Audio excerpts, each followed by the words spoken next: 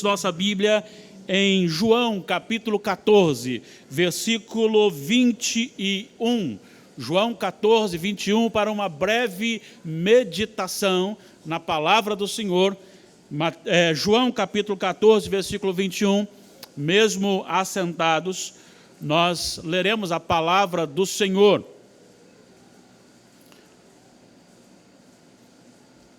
Assim está escrito: aquele que tem os meus mandamentos e os guarda, esse é o que me ama. E aquele que me ama será amado por meu Pai, e eu também o amarei e me manifestarei a ele. O tema que usaremos hoje é: quem ama Jesus obedece os seus mandamentos. Quem ama Jesus obedece os seus mandamentos. É muito comum nós termos no Brasil uma generalização do que é Deus, Jesus, amar a Deus, amar a Jesus. Se sairmos hoje aqui na praça e perguntarmos por onde passarmos, normalmente encontraremos a mesma resposta: eu amo a Jesus, eu amo a Jesus. É muito comum, principalmente no contexto sudeste, esta convicção de que Jesus realmente é Deus, de que Jesus realmente é o Salvador, e até ser alvo da declaração do nosso amor. No entanto, há um equívoco muito grande quando nós pensamos e declaramos amar a Jesus, mas a nossa conduta é uma conduta diferenciada, contrária, caminha na contramão daquilo que o Senhor Jesus nos diz. Tenho muitas vezes ouvido pessoas dizerem que amam a Jesus, mas decidem coisas contrárias ao Senhor Jesus. E quando são confrontadas, essas pessoas dizem: não, eu só fiz isso porque é muito difícil, estou infeliz, não dá para ser assim, não dá, e não dá. E mais dizem que ama Jesus.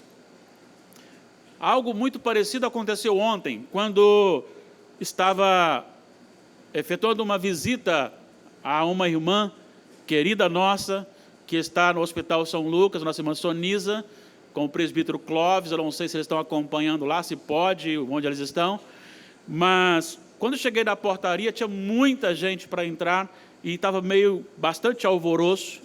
E quando me aproximei, só tinha uma menina atendendo para a visitação e o outro para outra situação. E eu disse para ela: olha, hoje está difícil para vocês trabalharem aqui, hein? E ela disse assim, e ele disse assim: depois da pandemia, revelou-se um coração muito amargurado, egoísta e agressivo das pessoas. Cada um busca o seu próprio interesse, sem saber o que nós estamos passando aqui. E ela disse assim: e a hipocrisia é grande, porque nos xingam quando não conseguem o que querem na hora, e quando são atendidos dizem: obrigado, querida. Ela sabe que não estava sendo amada por aquela pessoa, mas aquela pessoa estava chamando de querida depois de ter xingado, depois de ter brigado com a menina. Muitas vezes agimos assim com o nosso Deus também. Dizemos a Deus que nós amamos a Ele, mas agimos como se nós não o amássemos. Agimos como se nós o odiássemos. O contexto deste versículo é o momento em que Jesus está trabalhando o coração dos seus discípulos, porque Jesus trabalhou 3 anos intensivos com os discípulos. Eles ficaram presentes com Jesus o dia todo, noites, e sempre caminhando com o Senhor Jesus, sendo ensinados pelo Senhor Jesus, sendo preparados pelo Senhor Jesus, numa escola não de segunda a sexta, mas numa escola constante, de atos não apenas falados, mas realizados, não apenas ensinamentos através da palavra, mas também na prática. E Jesus se tornou não só o mestre daqueles homens, com uma grande multidão, mas diretamente para os 12, mas se tornou também aquele que solucionava os problemas da população. O Senhor Jesus é aquele que, quando a sogra estava com febre, ele a curava. Quando faltava pão para alimentar uma multidão, ele multiplicava. Quando o vinho acabava no casamento, ele transformava a água em vinho. É aquele que, quando os discípulos não conseguiram expulsar um demônio, ele foi lá e expulsou. É aquele que os discípulos estão com medo, estão afundando num temporal, e ele então diz: cala-te, e a tempestade passa, e a bonança. Diante de todos esses acontecimentos, aproxima o momento da consumação do plano da redenção e o final da caminhada física de Jesus com os seus discípulos, e ele passa agora a consolar, a confortar os seus discípulos, preparando-os, porque a morte era iminente, e além da sua morte, a sua ressurreição, logo em seguida ele voltaria para o Pai, e os discípulos ficariam com a missão de proclamar o reino de Deus. Mas como eles estavam acostumados com a presença do Mestre, então Jesus passa a cuidar do coração deles, confortando a partir do capítulo 14, versículo 1. E ele vai dizendo a respeito de voltar para o Pai, esperar o tempo correto e voltar para buscar a sua igreja. E ele diz no versículo 18, não vos deixarei órfãos. Ele estava falando sobre a questão de enviar o Espírito Santo do Pentecostes. Então a igreja, os discípulos e os seguidores de Cristo, juntamente com os apóstolos, não ficariam órfãos, porque o Senhor Jesus sairia da presença deles fisicamente, mas o Espírito Santo desceria não mais para ser um Emanuel, no sentido de Deus presente, mas agora ser um Deus neles, não entre eles, mas neles, habitaria o coração deles como um selo, como um penhor, como uma garantia para a salvação. No entanto, ele estabelece aqui um relacionamento de comunhão entre os filhos de Deus, Deus e Jesus Cristo. E aqui neste versículo nós temos algumas lições importantes para a nossa vida, e que eu quero dividi-la da seguinte maneira: a obedecer os mandamentos do Senhor Jesus é evidência de amor por Ele. Olha o que ele diz: aquele que tem os meus mandamentos e os guarda, esse é o que me ama. Ele está confrontando aqui, de certa forma, chamando a atenção dos 12, dos demais discípulos, e de certa forma confrontando, porque se você olhar o versículo 24, ele faz ao contrário: quem não me ama não guarda as minhas palavras. Ou seja, se desobedece os mandamentos, evidencia-se que não se ama Jesus. A obediência aos mandamentos de Jesus evidencia o amor que temos por Ele. Agora, para amar a Jesus, é necessário conhecê-lo. Conhecer a Jesus significa conhecer as Escrituras Sagradas, porque o Senhor Deus se deu a conhecer na revelação das Escrituras Sagradas. Quando Deus criou Adão e depois criou Eva, e quando daí partiu para a sociedade, Ele fez com que progressivamente o povo o conhecesse. Ele estabeleceu uma nação, ele criou uma nação. Ele pegou um homem idólatra, de uma família idólatra, fabricante de ídolos, chamou-o e disse: a partir de você farei uma nação, a minha nação. Este homem chamava-se Abrão, sua esposa chamava-se Sarai. E a partir destes dois, que obedientemente partem para uma terra desconhecida, apenas em obediência à palavra do Senhor, o Senhor criou a nação de Israel. A nação geográfica de Israel. Era a única nação como povo de Deus. Todas as demais tinham vários ídolos para serem adorados. Israel era a única nação de um Deus só. E era um povo que vivia não pelas normas das demais, mas era um governo teocêntrico, teocrático. Deus era o centro e o governo desta nação. Ele estabeleceu todos os princípios, não apenas de ordem em relação a ele mesmo e ao próximo, mas também ele deu as leis da sociedade, as leis cerimoniais de culto. E através desta nação, Deus foi conhecido nas demais nações, como Deus único, como Deus todo-poderoso. E há desde Gênesis, desde o jardim do Éden, a promessa do Salvador, que é o Cristo, o Senhor.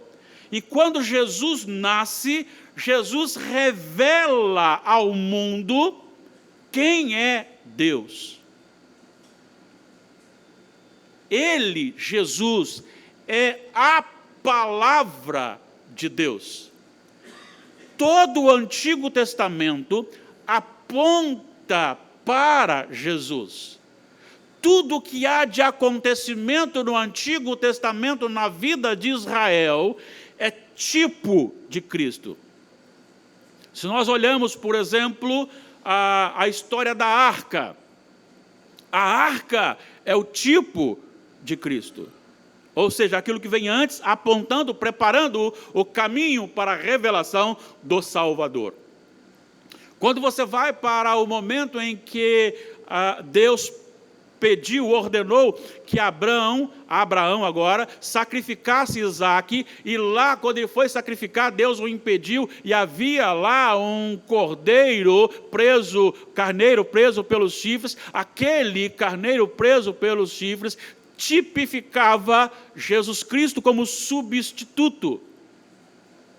Quando no Egito, antes de sair, matar aquele cordeiro, o sangue aspergido na porta, nos umbrais da porta, para que o anjo da morte que veio matar os primogênitos, ao chegar ali, ver o sangue, saltasse por sobre aquele lar, aquele cordeiro, aquele sangue, tipificavam o substituto, porque todos mereciam a punição dos seus primogênitos sacrificados, até mesmo os israelitas.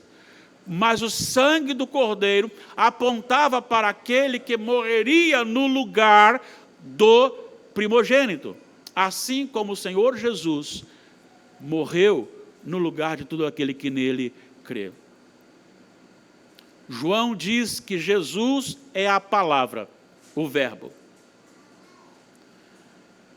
O Senhor Jesus diz que a santificação vem pela verdade. E ele diz que a palavra é a verdade. E Jesus se declara aqui no capítulo 14, versículo 6, eu sou o caminho, a verdade e a vida. Ele ampliou todo o conhecimento e disse que precisamos obedecer a Deus o Pai. No jardim, ou melhor, no deserto, após o seu batismo, Satanás fez uma promessa ou uma proposta bastante interessante. É a proposta que hoje você tem recebido aí no mundo. Você é chamado para deliciar-se com todos os prazeres deste mundo, enquanto que o Senhor Jesus lhe chama para matar os seus próprios prazeres e deleitar-se nele. E naquele momento, ali no deserto, quando Satanás diz, olha, tudo isso te darei, se prostrado me adorares, tanto o diabo quanto Jesus sabiam da cruz. E a proposta de Satanás é: troque a cruz que o Pai lhe dá pelo prazer do reino que eu lhe dou. O que você precisa é deixar de ser obediente ao Pai e obedecer a mim. E o que o Senhor Jesus está dizendo aqui agora é justamente isso. Há muitas propostas para você e para mim, para desobedecermos o Senhor Jesus e ainda dizermos que o amamos. Mas se eu amo ao Senhor Jesus, eu obedeço os seus mandamentos. O seu mandamento é que devemos amar o Pai sobre todas as coisas. Quando nesta proposta lá do deserto, tudo isso te darei, se prostrado me adorares, a resposta de Jesus foi: ao Senhor teu Deus adorarás, e só a Ele darás culto. Se eu amo a Jesus, eu tenho que conhecer a Jesus. Eu conheço a Jesus pelas Escrituras Sagradas. Conhecendo a Jesus, eu conheço a Deus o Pai. E obedecendo os seus mandamentos, eu declaro realmente que eu amo a Jesus. Então eu posso dizer para você aqui hoje: você ama Jesus? Para você responder, você precisa examinar a sua vida, se você tem obedecido os mandamentos do Senhor. Eu vou citar só um exemplo, só um, por causa do nosso tempo. Aquele que diz amar a Jesus, e a não ser por relação sexual ilícita, a não ser por adultério ou por traição, abandona o seu cônjuge, está desobedecendo o Senhor Jesus. Aquele que tem a decisão de abandonar o seu cônjuge, a não ser por traição, a não ser por relação sexual ilícita, é claro que aí envolve o que não tinha naquele período, como temos hoje, agressão física ou ameaça de morte, coisa do tipo. Está desobedecendo ao Senhor. E se está desobedecendo, o versículo 24 diz: este não me ama. Não foi à toa que Jesus fez a pergunta em Lucas 6,46. Por que vocês me chamam de Senhor e não fazem o que eu mando? É incoerente. Então, a evidência de que eu amo a Jesus é quando eu obedeço ou busco obedecer os seus mandamentos. Outra bênção que nós temos nesse texto aqui, além de ter esta convicção na obediência, é que quando nós obedecemos o Senhor, nós somos amados por Deus. Amados por Deus. Isto aqui nos leva a uma meditação bastante tensa no momento. Veja bem, todos nós somos capazes de pensar assim: Deus ama todo mundo. Tem até uma frase assim: Deus odeia o pecado, mas ama o pecador. Ela é verdadeira, mas também é mentirosa. Ela é verdadeira para aquele pecador arrependido que busca obedecer ao Senhor Jesus, mas ela não é verdadeira para aquele que não busca obedecer ao Senhor Jesus. Porque olha o que ele disse aqui: aquele que tem os meus mandamentos e os guarda, esse é o que me ama. Aquele que me ama será amado por meu Pai. Será amado por meu Pai. Isso quer dizer que aquele que não me ama não será amado pelo meu Pai. Não será amado pelo meu Pai. E aí eu ouvi há muito tempo uma pergunta contrária ao que está no texto, muito interessante, de Romanos 8,31. Romanos 8,31 tem uma pergunta que diz: que diremos, pois, à vista dessas coisas? Se Deus é por nós... Mas a pergunta feita pelo pregador da época disse: e se Deus não for por nós? Deus me ama. E Deus me ama porque eu amo o seu filho. Mas se eu não amo o seu filho, Deus também não me ama. O não amar significa aplicar sobre mim a sua justiça. E a sua justiça é terrível, porque ela é justa. E ela cobrará tudo aquilo que eu devo como alguém que desobedece os mandamentos de Jesus. Estar no amor de Deus é a melhor posição que o homem pode ter. Em Romanos capítulo 5, versículo 1, nós encontramos: justificados, pois, mediante a fé, temos paz com Deus, mediante Jesus Cristo, nosso Senhor. Preste atenção, se há paz com Deus somente para aquele que é justificado, significa que aquele que não ama, não obedece a Jesus, não o ama e não o amando, não tem paz com Deus. A paz estabelecida aqui não é uma paz no sentido de ausência de tribulação, mas é a paz do relacionamento com Deus, que nos é possível em Jesus Cristo. Se eu não amo aquele por meio de quem, e unicamente por meio de quem, eu posso ter paz com Deus, então eu não serei amado por Deus. Eu serei justiçado no último dia. Mas aquele que obedece ao Senhor Jesus revela amar o Senhor Jesus, e quem ama o Senhor Jesus é amado por Deus. Então é necessário que tenhamos esta convivência, este relacionamento com o Senhor Jesus, para ter esse relacionamento com Deus, o Pai. E Jesus continua dizendo, então, para encerrar a nossa meditação, ele continua dizendo: e eu também o amarei e me manifestarei a ele. Agora você tem aqui uma comunhão espetacular. Veja bem, você, pela sua obediência, você evidencia amar a Jesus. Amando a Jesus, você é amado por Deus, o Pai, e o próprio Jesus lhe ama e lhe manifesta-se. O que significa isso? Se você olhar aqui o versículo seguinte, tem uma pergunta de Judas, de não Iscariotes: de onde procede, Senhor, que estás para manifestar-te a nós e não ao mundo? Respondeu Jesus, versículo 23, se alguém me ama, guardará a minha palavra, e meu Pai o amará, e viremos para ele e faremos nele morada. De que forma? Vamos lembrar de Mateus capítulo 28, versículo 20. E estarei convosco todos os dias, até a consumação dos séculos. Mas Jesus está no céu. Como ele está conosco? Como que o Pai está conosco se ele está no céu? Lembra da oração de Jesus? Pai nosso que estás nos céus.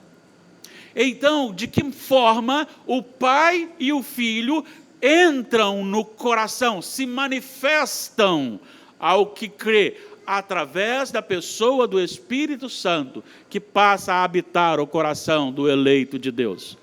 E isso teve início de forma concreta no Pentecostes, quando ali reunidos, após a ascensão de Jesus ao céu, eles recebem o Espírito Santo derramado sobre eles, que entra agora e faz neles morada, e os conduz pelo caminho eterno. Este Espírito que agora é conduzido, que o Pai envia, olha só o versículo 26, mas o Consolador, o Espírito Santo, a quem o Pai enviará em meu nome, esse vos ensinará todas as coisas e vos fará lembrar de tudo o que vos tenho dito. O que está acontecendo aqui agora é que o Espírito Santo, ele entra no coração, e entrando no coração, ele abre a nossa mente, o nosso intelecto, mas mais que isto, ele abre os olhos do nosso coração, para termos experiências ricas, sublimes, maravilhosas com Deus, o Pai e o Filho. O Pai e o Filho habitam em nosso coração na pessoa do Espírito Santo. E isto nos é revelado, manifestado como uma comunhão deliciosa. O cristianismo não é somente uma questão, cuidado com o inferno, cuidado com a perdição eterna. Sim, ele é real, será terrível, e tem muitos crentes que estão caminhando para lá, porque não tomaram a sua decisão ainda, embora dizem ter tomado. Mas a sua conduta revela que não ama Jesus. E sim, a palavra diz, Jesus disse, que ali haverá choro e ranger de dentes. E o Senhor Jesus também disse que serão, aqueles que foram lançados ali, serão atormentados de dia e de noite pelos séculos dos séculos. A ideia que nós tínhamos quando criança, não sei você, mas eu pensava nisso, é que o inferno é lugar onde reina Satanás. E lá Satanás tem um tridente que fica cutucando um, cutucando o outro, atormentando os outros, mas não.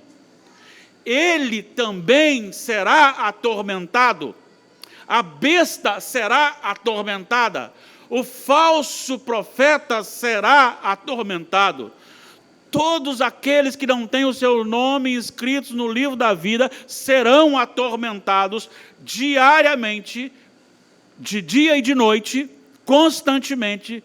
Não tem pausa para o cafezinho, não tem pausa para dar uma descansada, uma relaxada, mas serão atormentados de dia e de noite pelos séculos dos séculos. Isso é real. Mas mais que isto, a beleza da glória de Deus na face de Cristo é o que nos atrai.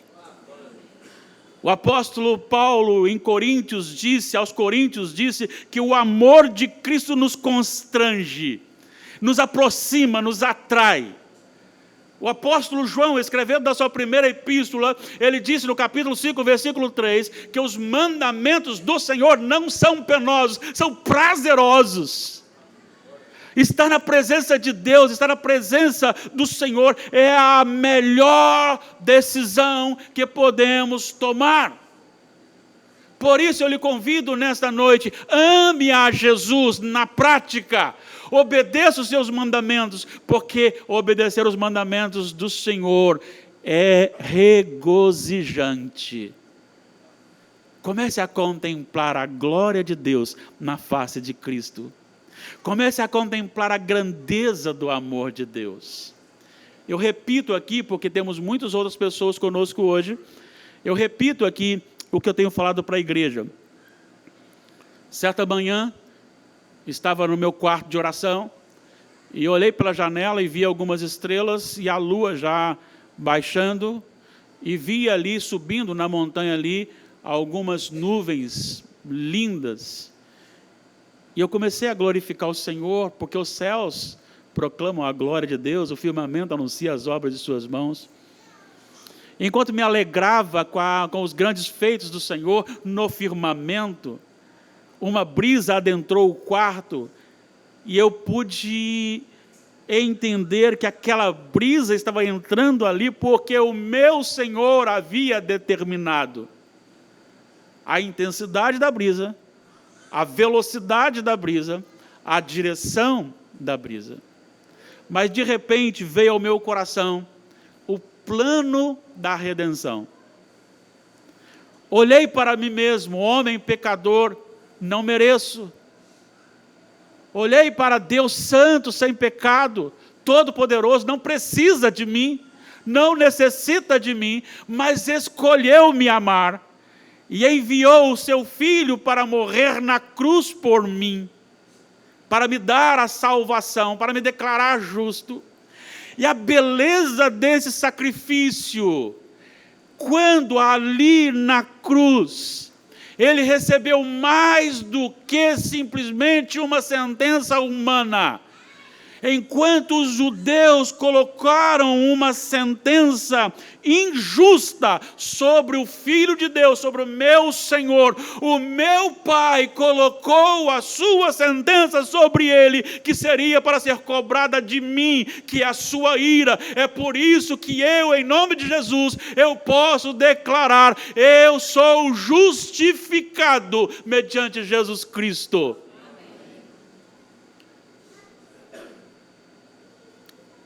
Essa justificação não é direcionada apenas a uma pessoa, a uma família, a um povo. Mas essa justificação, ela é direcionada a todo aquele que crer em Jesus. Se com teu coração creres e com a tua boca confessares a Jesus como Senhor, serás salvo. Deus lhe trouxe aqui nesta noite para lhe confrontar, bem como a mim, nos confrontar. Primeiro, nós amamos a Jesus, evidenciamos isso na nossa obediência. A nossa obediência revela que amamos a Jesus. Eu posso dizer que Deus me ama, o Pai me ama porque eu amo a Jesus e obedeço seus mandamentos. Eu tenho o deleite no Senhor, eu tenho o prazer, a alegria no Senhor. Se você tem isso no Senhor e só no Senhor, não nas coisas do Senhor, não faça como Adão, que escondeu de Deus no jardim de Deus. Não faça como Adão, que queria as bênçãos de Deus, não Deus. Mas o Senhor, ainda que acabem as benevolências dele para a nossa vida, mas que ele seja o nosso deleite sempre. Você pode experimentar isso se o Espírito Santo tocar o seu coração. Hoje é o dia. Hoje é o dia. Deus lhe trouxe aqui para lhe falar isso, e me trouxe para me falar isso também. É com grande alegria que eu digo para você: se você ama Jesus, você obedece os seus mandamentos. E se você obedece aos mandamentos como amor a Jesus, Deus o Pai lhe ama. Não só Deus o Pai lhe ama, mas o próprio Jesus lhe ama e se revela, se manifesta a você na pessoa do Espírito Santo, habitando o seu coração. Deus abençoe a sua vida. Deus abençoe todo o seu proceder, toda a sua família.